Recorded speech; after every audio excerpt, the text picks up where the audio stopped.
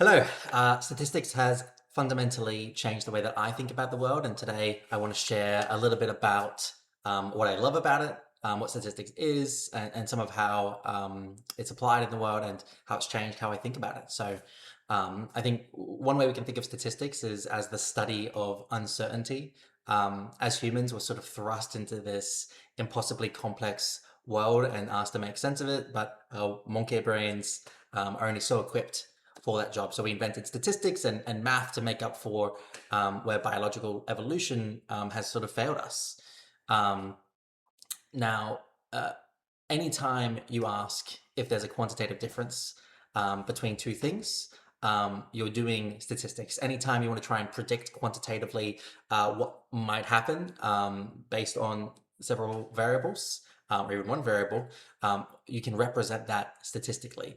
It helps us to separate the real relationship between things from random noise. And it helps us answer questions like, how many times would you need to flip a coin to figure out whether or not it's loaded? And a statistical anecdote that I really enjoy is based on, and you may have heard of this one before, it's the relationship between shark attacks and ice cream sales. Um, See this graph that I'm going to make appear just here. If my editing skills allow it, uh, you can see that there seems to be quite a clear relationship between ice cream sales and shark attacks. This is for illustrative purposes as well. This isn't real data, but it's based on a real data set. I'm sort of doing it just for illustrative purposes here. However, this graph is sick.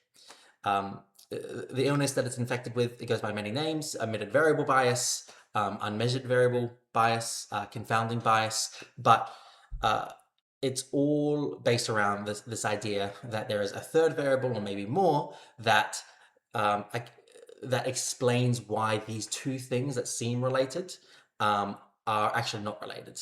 That they don't have a causal relationship with each other. In this case, it's how many people are going in the water. Or at least that's one of them. During summer, when it's hotter, as you can see, the summer months, this is a US-based data set. So Northern Hemisphere, you're looking at June to August. You get a big spike in shark attacks, and then during the colder months, you get less. And so if you factor that in, if you factor in the fact that there are more people actually going to the beach, and you'll see the new graph here, you'll see that that relationship seemingly disappears. Once again, it's for illustrative purposes. But there are real things in the world where this happens, and this is a famous example for which there is a real data set. Um, now, uh, uh, and all we did to make this obvious is factor in the number of people who are attacked by sharks, just by as a ratio of the total number of people who go to the beach. Sorry for the quick interruption in continuity. I think maybe my show has changed or the plant behind me has changed. I thought of this later after I already filmed most of it. Another example that I really love, but that really illustrates the point about how data can be used misleadingly, and it's between smoking and mortality. These days, it's obviously uncontroversial that smoking increases risk of death and disease for things like cardiovascular disease and lung cancer and diabetes, etc. But it's not always been uncontroversial, and especially at the time where cigarettes were newish and really the health research was only starting to come out. There were all sorts of moneyed interests that were fighting to try to use the data that was coming out or try to design studies in such a way um, so they could basically mislead the public. There are a lot of famous examples of that. The example I'm going to go through today wasn't actually one that was used, but it was one that, and you'll see the graph here, it's created by a data scientist named Heather Kraus using real world data and published by a professor at the University of Miami. At least I don't think it was used, and it's as an example of how statistics can be used to mislead. And you can clearly see from the graph that it tends to be the case that as a country, as the amount of smoking, the average person, I think it's over 14 years old, in a country goes up. Life expectancy tends to go up as well. However, this graph is also sick with unmeasured variable bias. And it's a great example of Simpson's paradox as well, where you might have a trend between two variables and it might seem like it's going one way, but if you break up, if instead you look at the trend based on the subgroups that exist within the broader group, you'll see that the trend actually disappears or even reverses. And so you'll see that with the change in graph here, where if you group the countries by their level of income, suddenly the relationship disappears or even starts to reverse. And you can do more things as well to make it clearer and to gather data in different ways to make it clearer that this relationship does exist. But if they can do this with smoking, where the cause and effect relationship between the act and eventual disease is so clear, especially in sort of like the health science world, just imagine what else they could do this with. They being people who might use data and statistics to try to mislead people.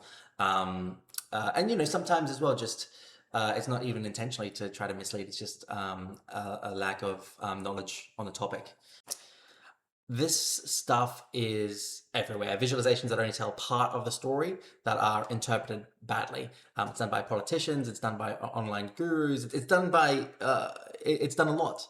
And I'd love to make a video of everything that's wrong with this graph here.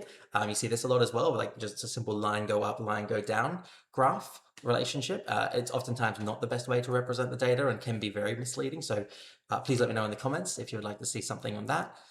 But this is why I love statistics. And I think it's important that we all have a better grasp of it and sort of the principles of good statistical and scientific inference.